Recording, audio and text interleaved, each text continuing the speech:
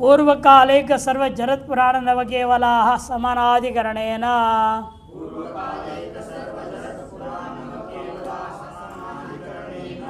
पूर्व काले सर्व जरत पुराण नवकेवला समानाधिकरणेन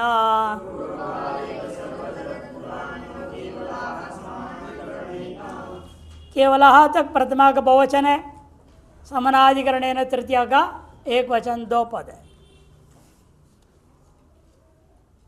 पूर्वं कालश्च एकश्च सर्वंच जरच्च पुराणश्च नवश्च केवलश्च इति इतरेतर समास है, इसलिए प्रथमा का बहुवचन प्रयोग हुआ। समानम अधिकरणम यशसा समानाधिकरण तस्मिनिति समानाधिकरणे बहुव्रीहि समास है। समान अधिकरण यस्य, समान है अधिकरण जिसका। समानाधिकरण का अर्थ क्या होता है बता चुके हैं, कई बार पहले आ चुका है। तत्पुरुष समानाधिक कर्मधारय सूत्र नहीं आया था 1-2-42 में, वहां पर बताया भी था, लिखाया भी। क्या था? समान विभक्तिकत्वम समान अर्थकत्वम वा, समान विभक्ति होना वो समानाधिकरण या व्याकरण में। दोनों प्रथमांत, दोनों षष्ठ्यांत, इससे दोनों एक विभक्ति हो तो समान अर्थ। वो कहाँ दृष्टांत आया था? तिंगवाच्य, हाँ, तिंगवाच्य कारकवाचिनी युष्मद्युपदे समानाधिकरण स्थानी भी मध्यमः, इस सूत्र में घटाया था। समान अर्थ है वहाँ या समान विभक्ति है। अतः यूं कहो अवयव धर्म सामानाधिकरण्यम, समास की जो अवयव है उनमें जो एक विशेष धर्म है, पदों में विद्यमान जो एक सामान्य धर्म है उसको समानाधिकरण कहेंगे, और उसको समुदाय में लक्षणा से ले आएंगे। समुदाय क्या है? तत्पुरुष समास, उसमें औपचारिक व्यवहार करना, इसका नाम समानाधिकरण होता है। अवयव धर्म सामानाधिकरण्यम पदेषु विद्यमानम तच्च पुनः समुदाये औपचारिके तत्पुरुष गृह्यते है। इस तरह से भी समानाधिकरण अर्थ को लिया गया है। इसलिए इन्होंने कहा अनुवृत्तियां किसकी है? तत्पुरुषः, विभाषा, सुप, सहसुपा और समास।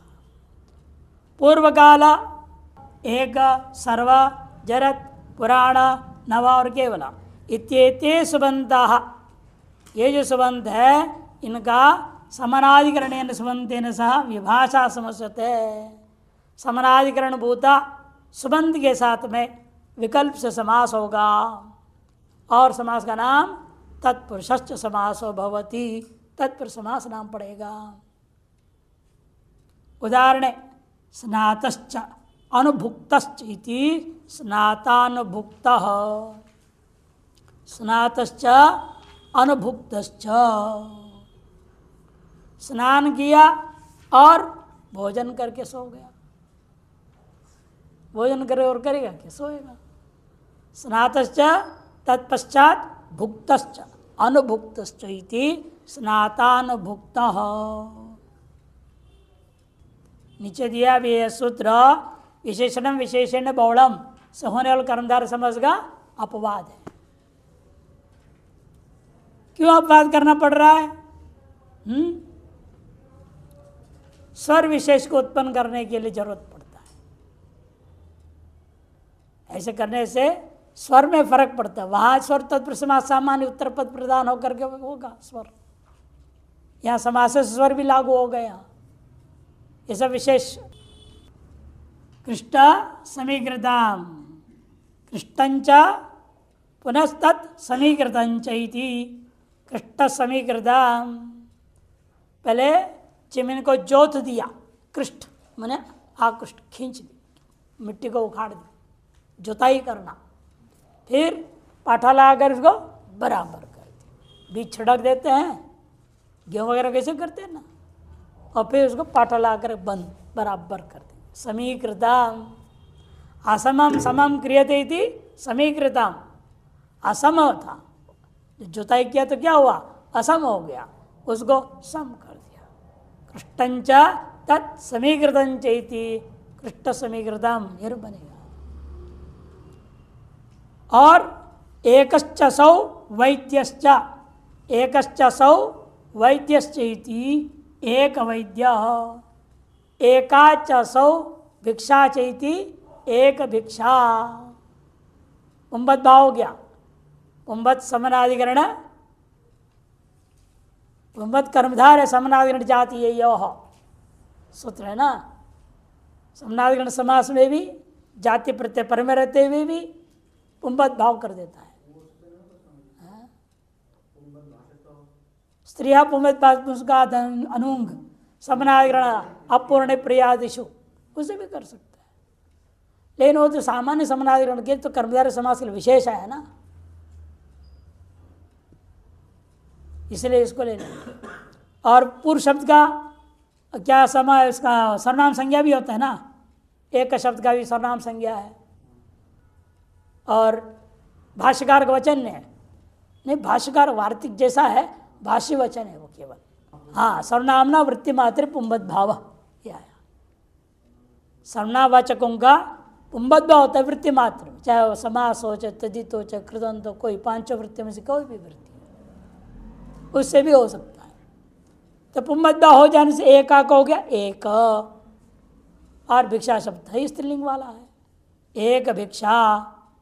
सर्वे चित्ते मनुष्या इति सर्व मनुष्या, सर्वजस मनुष्य जस रहेगा यहाँ पर, सर्वजस मनुष्य जस, सर्व मनुष्य बन जाएगा, सर्व मनुष्य। एकसु वैद्यसु, एकसु वैद्यसु रहेगा, एकासु भिक्षासु रहेगा। पहले वाले में भी स्नातानुभुक्त में स्नातसु अनुभुक्तसु, और कृष्टंच तमीकृतंच नपुंसकलिंग लिया, कृष्ट सु समीकृत सु ऐसे रहेंगे। यह जस का दृष्टांत है, सर्वे चते मनुष्याः, सर्वजस मनुष्य जस रहेगा।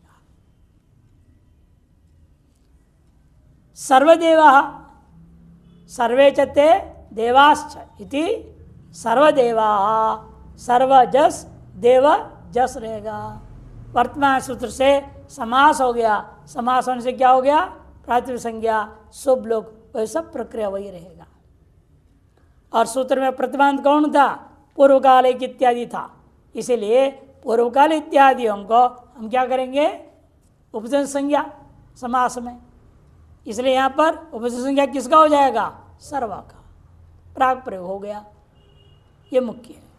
सर्व मनुष्य सर्वदेवा, जरंश्च सौ हस्ती च, बूढ़ा होता हुआ हाथी, हस्ती मैंने हाथी, जरन मैंने बूढ़ा होता हुआ, जरत क्षत्रिय प्रत्यांत, होते हुए, खाते हुए, घूमते हुए, फिरते हुए, ऐसा में क्षत्रिय प्रत्यय होता है। हाँ, दृश वयोहानो, दृश वयोहानो धातु से बना। खादन गच्छन, वो सब मूर्ख का लक्षण में आया है।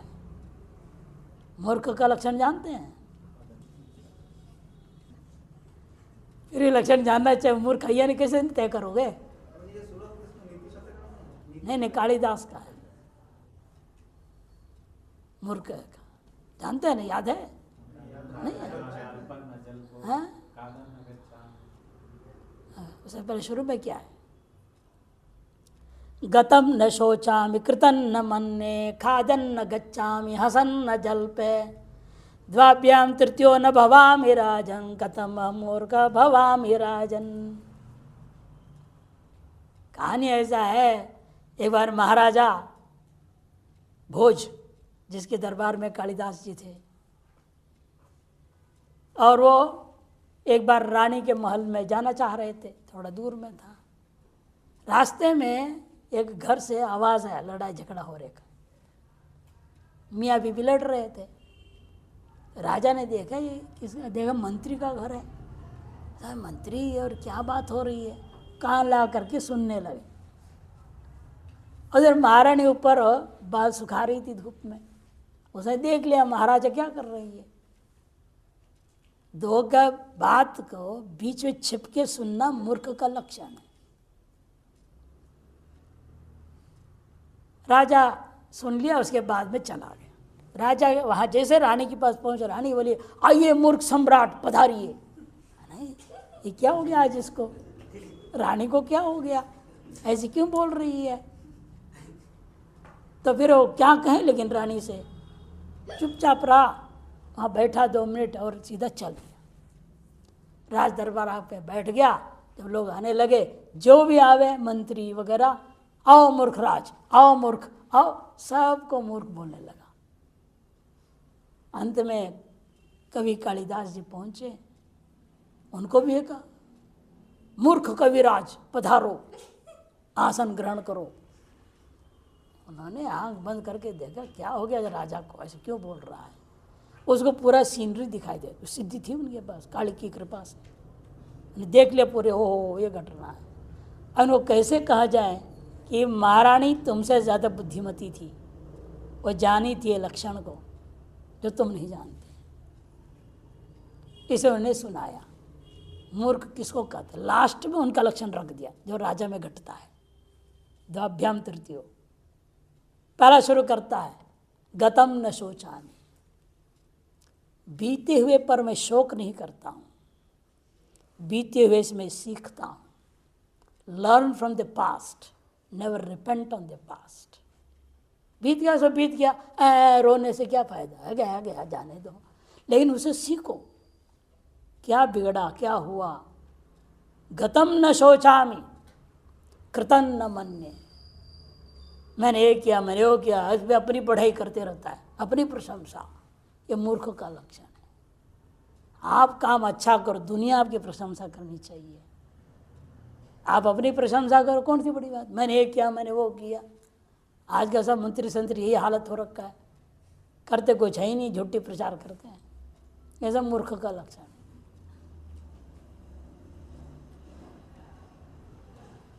गतम न शोचामि कृतं न मन्ये। तीसरा आप सब में घटेगा, खादन न गच्छामि हसन न जल्पे। खाते हुए मैं चलता नहीं हूँ, आप लोग सब खाते चलते हैं ना, आइसक्रीम चूसते चलते रहते हैं, बैठ के खाते नहीं। चना ले लिया खा रहे हैं, चल रहे गप्पे मारते हुए, ये मूर्ख का लक्षण है।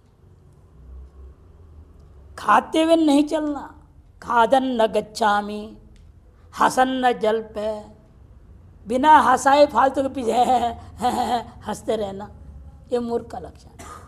हर बात पे फालतू का हंसना, ये मूर्ख का लक्षण है। कालिदास कहते हैं मैंने ऐसे कोई काम नहीं किया।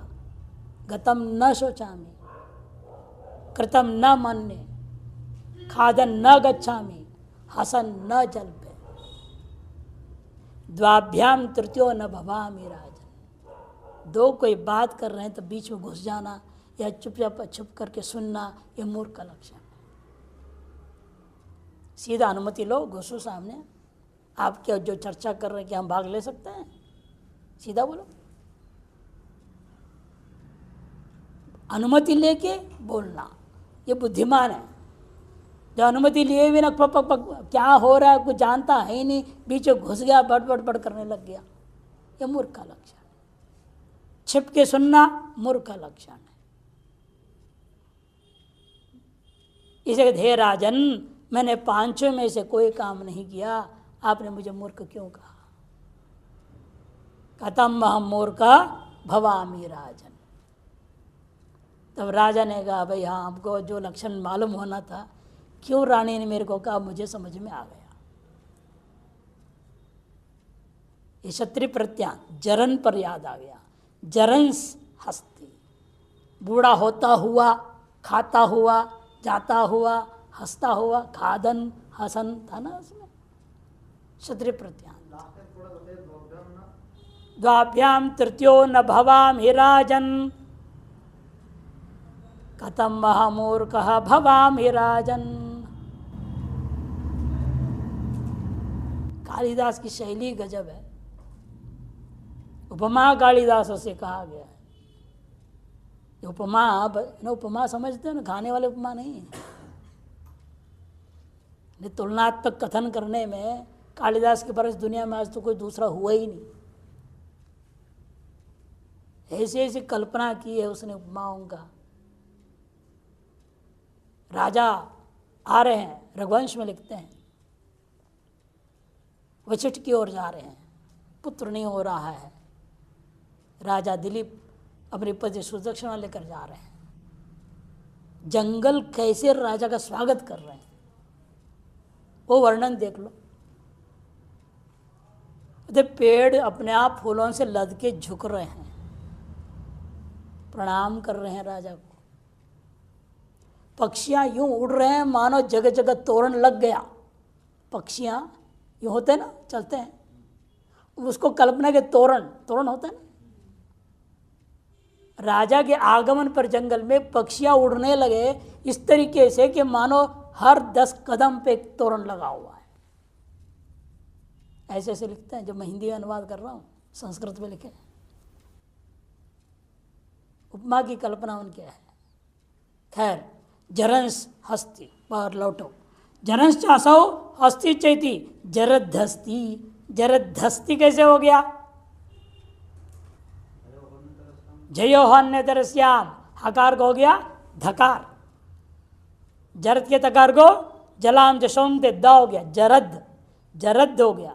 हस्ती के हकार को धकार। जयो हो अन्य तरस्याम, हकार को जय से परे हकार को चतुर्थ वर्ण कर देता है। द का चतुर्थ वर्ण कौन होगा? ध से जरधस्ती ये रूप बना। और जरदश्व जरंशासौ अश्वश्चैति जरत सु अश्व सु। सुसलोप हो गया, तकार का जलाम जशोंदे जरद हो गया, अकार मिला दो जरदश्व स्वायत्पत्ति जरदश्व जरदश्व जरदश्वाहा। बूढ़ा घोड़ा बूढ़ा, बूढ़े घोड़े 2 और अनेक बूढ़े घोड़े, बुढ़े घोड़े, बूढ़ा हाथी। पुराणंच तद अन्नंच इति पुराणान्नम, पुराणंच तद वस्त्रंच इति पुराण वस्त्रम। पुराण आवसतम भी है, पुराणंच आवसतम इति पुराणावसतम। न पुराणान सुबह का बासी भोजन, सुबह का भोजन जो शाम रह जाता है उसका नाम पुराणान्नम। पुराणांच तद अन्नंच इति पुराणान्नम। पुराण वस्त्रम, पुराणंच तद वस्त्रंच इति पुराण वस्त्रम, पुराना कपड़ा है। पुराणश्च सौ आवसतश्च इति पुराणावसतम बनेगा। पुराना मकान, पुराना कमरा। आवसत मने मकान, कमरा। नवंच तद अन्नंच इति नवान्नम, नया है और वह अन्न है। नवान्नम, नव यहाँ संख्या पर्ग नहीं है, नया अर्थ में गुणवाचक है, ये सब गुणवाचक है। अतएव यहाँ पे वही संख्या है, संख्यावाचक नहीं लेंगे। नवान्नम नया अन्न, ताजा भोजन। और नवावसतम, नवावसतम नवंच तद आवसतंच इति नवावसतम, नया मकान। केवलंच तद अन्नंच इति केवलान्नम, केवलंच तद अन्न, केवलन। कई बार हो जाता है घरों में दाल सब्जी सब खत्म, केवल चावल बचा है, भात बचा है, क्या करें? केवल भात खाओ, देर में आया दाल सब्जी खत्म है। चौंग कहाँ लगाएंगे? अब देर से वैसे देर हो चुका है, सीधे नमक छिड़को अपना खा लो, हो गया। ये आजकल रेडीमेड मसाले भी आते, थोड़ा मसाला छिड़क दिया, नमक डाल दिया। इस प्रकार से सब दृष्टांत हो गए।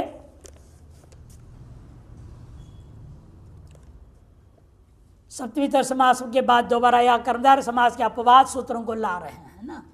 दिक् संख्ये संज्ञायाम, दिक् संख्ये संज्ञायाम, दिक् संख्ये संज्ञायाम। दिक् संख्या प्रथमा का द्विवचन, संज्ञायाम सप्तमी का एक वचन।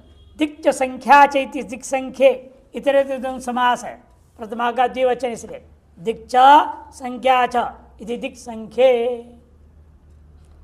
संज्ञायाम सप्तमी का एक वचन स्पष्ट है।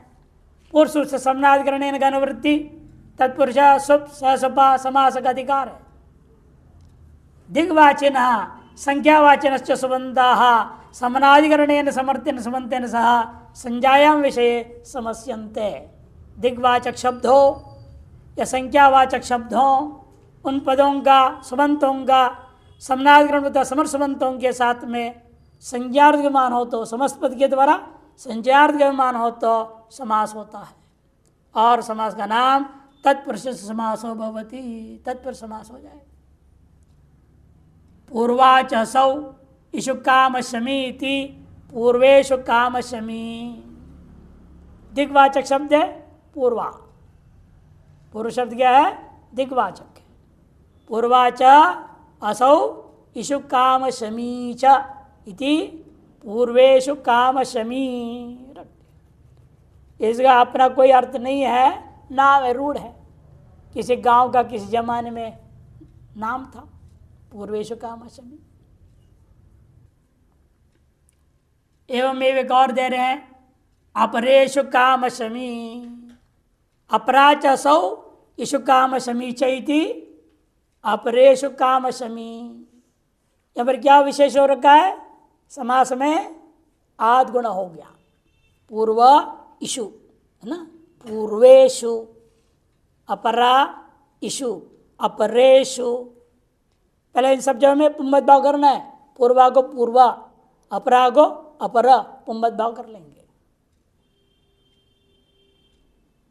वृत्ति मात्र सर्वनामना पुंबत वक्तव्य जो है वचन भाष्यकार का, उसके आधार पर करो। यह स्त्रिया पुंबत दोनों स्त्रीलिंग वाले हैं, स्त्रिया पुंबत भाग उसका अनुंग, इससे भी हो सकता है सूत्र से। ये बात अंत में जो किया ना प्रक्रिया, उसे बताया। दोनों ही बातें दोनों लग सकते हैं। संख्यावाचक दृष्टांत दे रहे, पंचचते आम्राह इति पंचाम्राह। 5 आम के पेड़ है। पंचचते आम्राह, वृक्ष अर्थ में हमेशा पुल्लिंग होता है, फल अर्थ में नपुंसकलिंग। आम्रम बलम, आम्रह वृक्षः, इसलिए आम्रह पुल्लिंग बोल दिए हैं। इसे क्या लेंगे? 5 आम फल है, अर्थ नहीं कर देना। 5 आम के वृक्ष है। लिंग देखने से तय हो जाता है वस्तु क्या चीज है। पुल्लिंग है ना, इसलिए फल पर रख लेंगे, वृक्ष पर रख लेंगे। और फल परक होता तो नपुंसकलिंग बोलते हैं। पंचाम्रम, तब फल पर रख लेंगे। पंचाम्राह वृक्षाः बनेगा। और सप्तचते ऋषयः, सप्तचते ऋषयः,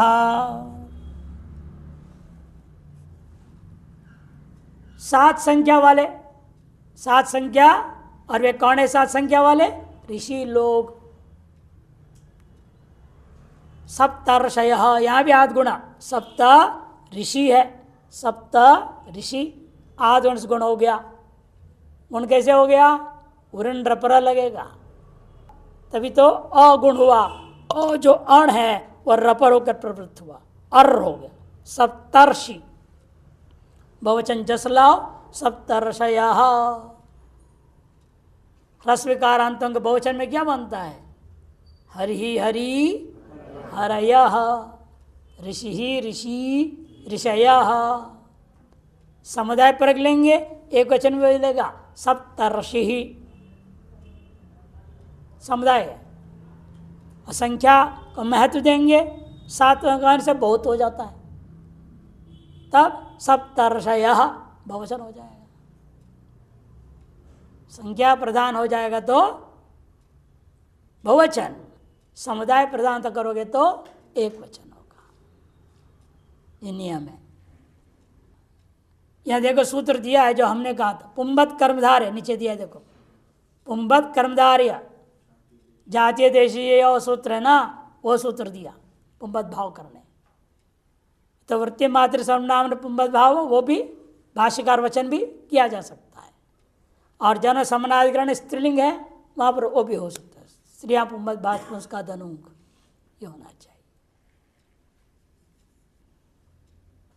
आद गुण ये भी दिया है, आद गुण से सर्वत्र यहाँ गुण हो रखा है। अब इस सूत्र को कई बार हम लोगों ने पूर्व में प्रयोग किए हैं, अब वो सूत्र आ रहा है। तेतार्थोत्तर पद समाहारे च, तेतार्थोत्तर पद समाहारे च, समाहारे तक सप्तमी के एक वचन च पे दो पद है, लेकिन यहाँ एक विशेषता है, सप्तमी एक है, एक सप्तमी का एक अर्थ नहीं लिया जाएगा, तीन अलग अलग अर्थ होगा। तद्धितार्थ के साथ अलग अर्थ है, उत्तर पद के साथ अलग अर्थ है, समाहार के साथ अलग अर्थ होगा। इसलिए कि एकापि सप्तमी विषय भेदात भिद्यते, नियम है। क्या नियम है? एकापि सप्तमी विषय भेदात भिद्यते। एकापि सप्तमी विषय भेदात भिद्यते।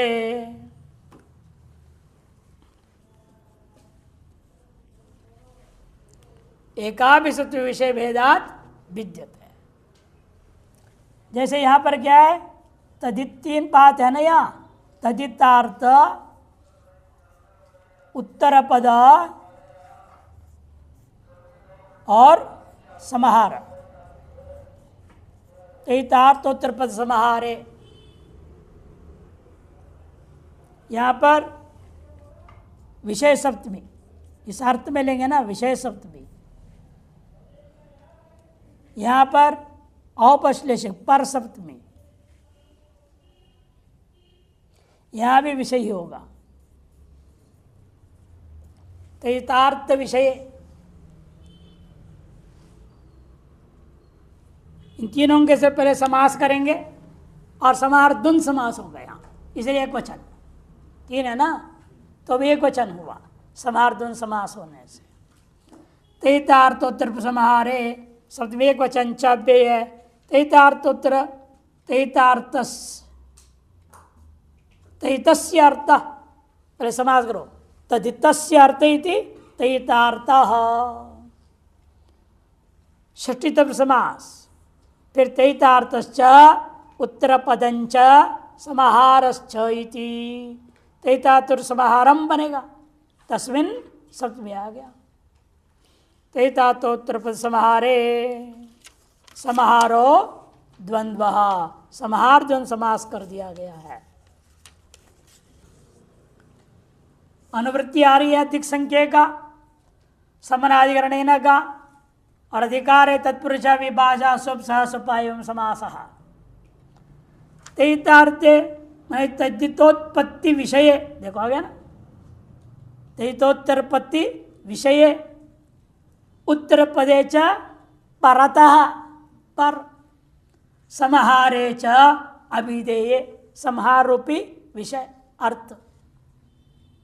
अभिधेय बुता, अभिधेय किसको होते हैं? विषय, घटपटादि विषयों को ही अभिधान और अभिधेय, नाम और नाम्य वस्तु विषय। इसलिए एक सप्तमी का हमें दो अलग अलग अर्थ लेना पड़ा। कह लो इसमें भी अंतर करके तीन अर्थ बना देंगे, तीन अर्थ ले लेंगे। इसे अर्थ में व्याप्ति ले लेंगे, व्याप्ति लेंगे तो क्या हो जाएगा? अभी व्यापक सप्तमी, सप्तमी तीन है ना, कौन से बताए थे?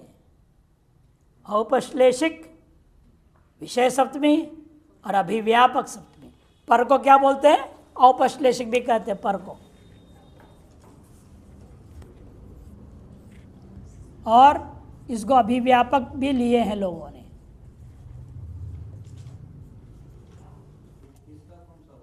विषय नहीं, ये तो हम लोग ले रहे विषय, इसके जगह पर इसको ना लेके ये अर्थ लेते हैं। से तीन ही अर्थ, तीनों अर्थ यहाँ आ गया। विषय सप्तमी, औपश्लेषिक, अभिव्यापक। औपश्लेषिक को पर कहते हैं, इन अभिव्यापक को विषय नहीं बोलते हैं। हाँ, निमित्त सप्तमी नहीं, निमित्त सप्तमी औपश्लेषिक। इको यण अची निमित्त है ना, औपश्लेषिक नजदीक में रहना, उपश्लेष में समीप, पर में रहना, समीप में रहना, निमित्त। दृष्टांत जो है, लौकिक दृष्टांत दूसरे देंगे।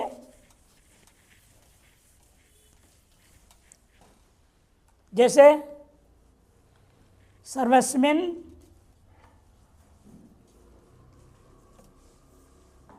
आत्मा अस्ति, यह अभिव्यापक के लिए, जो पहला अभिव्यापक देना उसके लिए। सर्वस्मिन् आत्मा अस्ति, और पर सप्तमी तो प्रसिद्ध है ही है, जैसे इको यण अची। अची में जो सप्तमी है क्या है, पर सप्तमी है, या उपश्लेषिक या निमित्त सप्तमी, सब एक ही है। इसमें अभिव्यापक, सभी में आत्मा व्याप्त होकर रह रहा है, सभी व्यापक कहते हैं। अर्थ व्याप्ति होनी चाहिए। और तीसरा विषय के लिए मोक्षे इच्छा अस्ति, या मोक्ष सप्तमी क्या हो गया, विषय। मोक्ष विषय की इच्छा है ना, इच्छा का विषय क्या है, मोक्ष, इसे इसको विषय सप्तमी कहते हैं। और सर्वस्वी जो सप्तमी है यह अभिव्यापक हुआ, क्योंकि आत्मा सभी में व्याप्त है, अभिव्यापक। किसमें, सर्वस्मिन में। और मोक्ष में विषय सप्तमी, और इसमें पर सप्तमी। निमित्त थोड़ी है, इच्छा का निमित्त थोड़ी, इच्छा का विषय होता है, निमित्त नहीं होता है। आपकी इच्छा के विषय लड्डू पेड़ा भी है ना, निमित्त थोड़ी है वहाँ। इच्छा तो किसी भी चीज़ की हो जाती है, विषय इसलिए इच्छा का विषय ही होता है हमेशा। ज्ञान का विषय होता है, प्रयत्न है, सब चीज़ के विषय। आत्म संबंधी जितने गुण वर्णन किया तर्क संग्रह में, वह सब उसका विषय ही होते हैं। राग का विषय, द्वेष का विषय, सब विषय ही होगा। दिक् संख्य समनाधिकरणेन तत्पुरुष विभाषित अनुवृत्ति, वह अर्थ कर रहे देखो। तहितोत्पत्ति विषय उत्तर पदे च परता समहारे च अभिधेये दिक् संख्य सुबंते समर्थेन समनाधिकरण वाचेना सुबंतेन स विभाषा समस्येते। दिक् संख्या वाचक सुबंत हो, समर्थ समनाधिकरण विद्यमान दूसरे सुबंत के साथ में विकल्प से समास होगा, और समास का नाम तत्पुरुषस्य समासो भवति। पूर्वस्याम शालायाम भवः, विग्रह क्या किया, पूर्वस्याम शालायाम भव, पूर्व जो कमरे में पैदा हुआ या रखा हुआ है भव। इस अर्थ में यहाँ पर आपको पहले पौर्वशाला बनेगा, एवमेव अपरस्याम शालायाम भव इति आपरशाला बनेगा। यहाँ पर जो है पूर्वस्याम मने पूर्व ङी शाला ङी, और तद्धित अर्थ में भव अर्थ में क्या लाएंगे हम, आने की आई है वहाँ सूत्र दिया है कुछ, यहाँ नहीं बताया, वहाँ की दिया होगा। देखो देखो दिक्पुर पदार्थ संज्ञायाम यहाँ आता है, दिक्पुर पदार्थ संज्ञायाम यहाँ।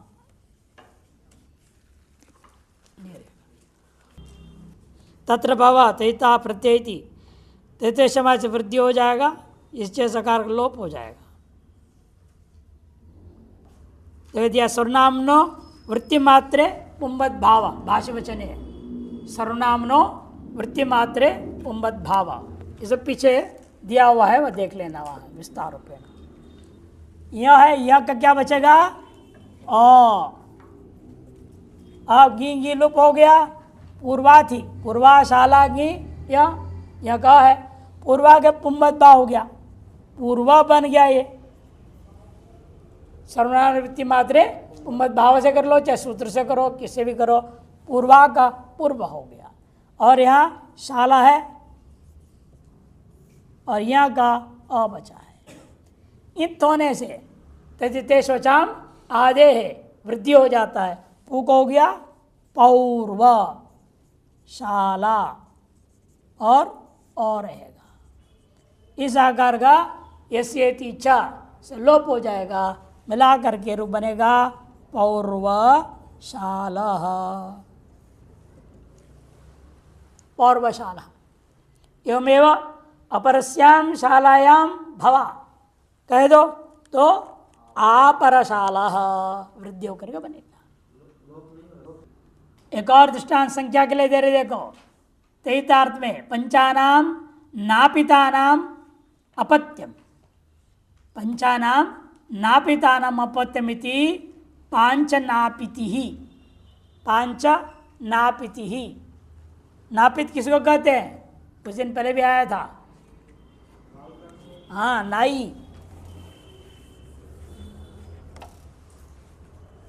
मुंडन कराते हैं ना, नापित उसको बोलते हैं संस्कृत में। पंचानाम पंचन आम नापित आम, अपत्यर्थ लिया, अपत्यर्थ में आता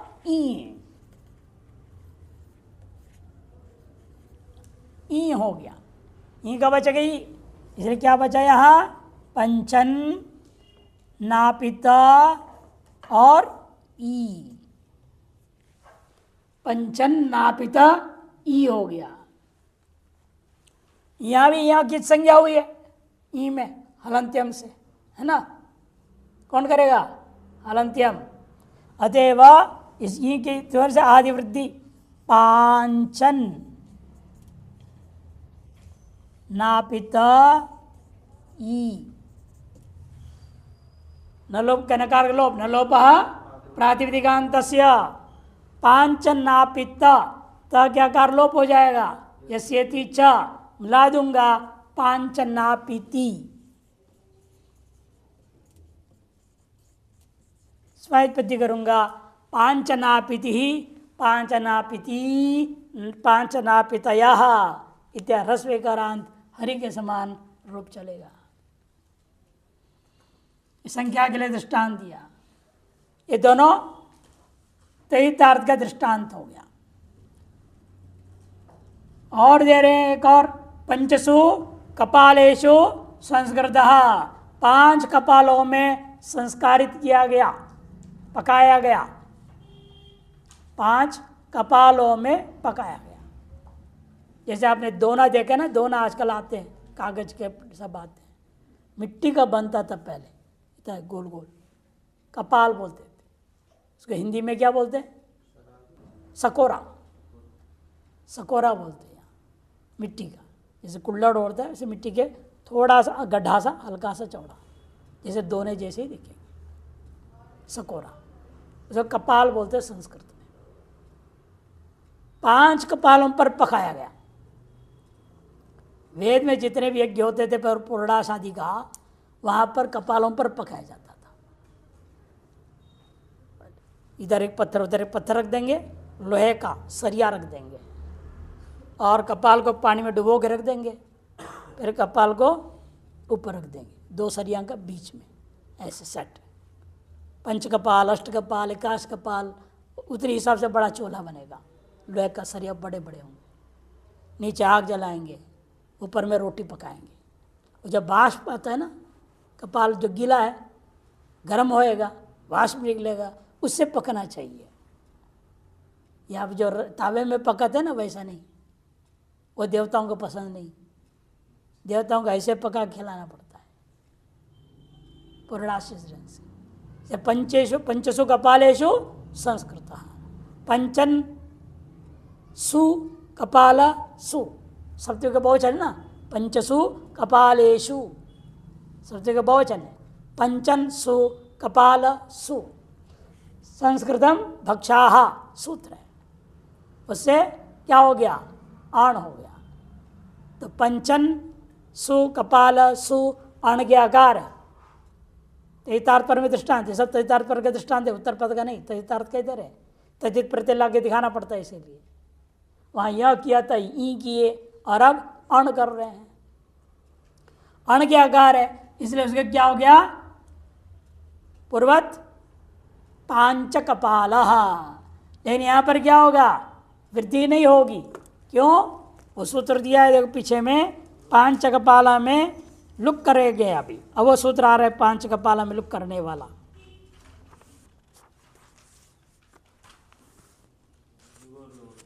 द्विगो, हाँ द्विगो लुग अनपत्य, द्विगो लुग अनपत्य सूत्र है। द्विगु समास है, संख्या पूर्वक तो द्विगु समास है, और अपत्यर्थ नहीं। पहले वाले में अपत्य था, पहले क्या था, यही था ना, अपत्यर्थ में लाए थे। ये अपत्य नहीं है, क्योंकि यह संस्कृत अर्थ में ला रहे हैं, पहले भी भावार्थ में लाए थे, इसे यहाँ लुक हो जाएगा। द्विगो लुक अनपत्य, उसे लुक हो गया, अति वृद्धि नहीं हुआ। कौन मना करते वृद्धि को, न लुमतांगस्य, लुक शब्द से जालोप होता है, वह अंग कार्य नहीं होता। न लुमतांगस्य ने गुण वृद्धियां निषेध कर देगा। अतः अंग कार्य न होने से वृद्धि नहीं हुई, पंचकपाल ही रह गया। स्वात्पत्ति पंचकपाल पंचकपालौ इत्यादि रूप बनेंगे।